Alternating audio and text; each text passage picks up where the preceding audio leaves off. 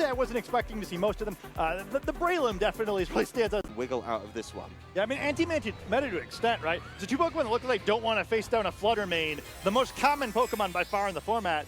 There's got to be a solution to this as he's up to 2-0, so I'm kind of curious what the game plan is here. Yeah, let's see what he's going for. The typing, a big change needed as that Roaring Moon becomes the flying type. So shedding some of the problem immediately with the use of Terrestrialization.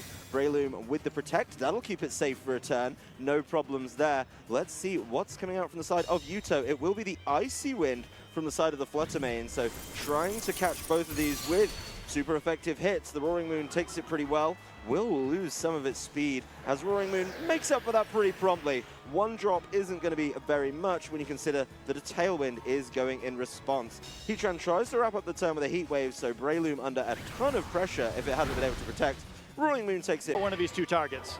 Yeah, will be able to try and do something in this turn. There is not going to be any Terrestrialization though, as it is the Flutter Mane taking the Roaring Moon acrobatics and going to sleep right after. So while it was the most threatening Pokemon on the field to both of them to begin the game, it's now being locked out a little bit. There is, of course, going to be time for the Heatran to do something. In this turn, it's Heat Wave. That is going to be a knockout onto the Roaring Moon, and Breloom brought down to that all-important focus sash you were just telling us about.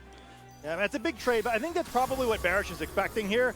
You know, not ideal to use their lose your Terrestrialization with only a single attack, but you know, it did get that Tailwind up crucially. Breloom is still out here, potentially threatening a Spore, and now we'll see what Barish can do. Not the worst thing in the world sometimes to lose a Pokemon quickly after Crystallize, or do you try to use a super effective attack? Instead the Heatran just protecting, neither call going to work on this one. Yeah, trying to figure out what to do, maybe get a little bit of information as the Chiempow's Ice Spinner heads into the Heatran, so maybe that Terrestrialization could be a little bit too much. It is, of course, going to be a cover of both sides of the Heatran. So if it Terrestrializes, it gets caught by the Ice Spinner. If it doesn't, it gets caught by the Spore. Not able to... Icicle Crash, you kind of have to hit it.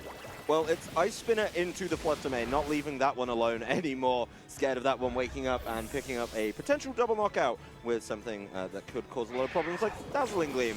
Breloom calls it right too. No Terrestrialization on the side of the Heatran. Yuto holding on to that one, trying to save that for later, and Heatran will be heading to sleep for now.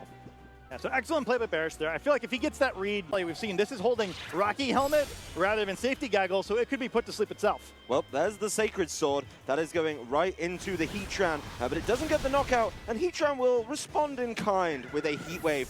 Breloom getting knocked out, no more Tailwind, so Heatran moving before it and being able to, of course, cause those problems. But the Life Orb will come back to haunt Heatran as he trades itself for that Breloom Terrestrialization on the side of Yuto, being able to turn that into the Water type. So Glastrier not sticking with its traditional type, being able to mix that up and try and keep itself a little bit safer from some of the options on that side, including this Sacred Sword, which is not going to do that much. Goldengo knows it's got a lot of work to do. It's going to have to put down a lot of pressure, so being able to get that nasty plot up is big.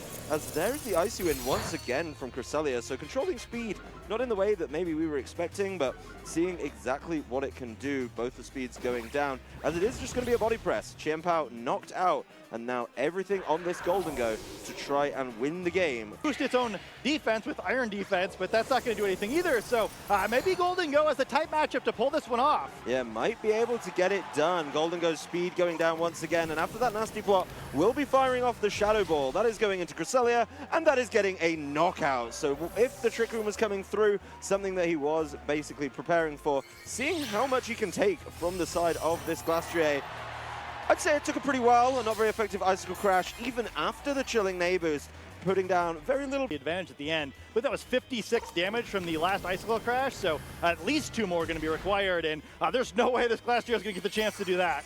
No, it's getting 1 Icicle Crash now.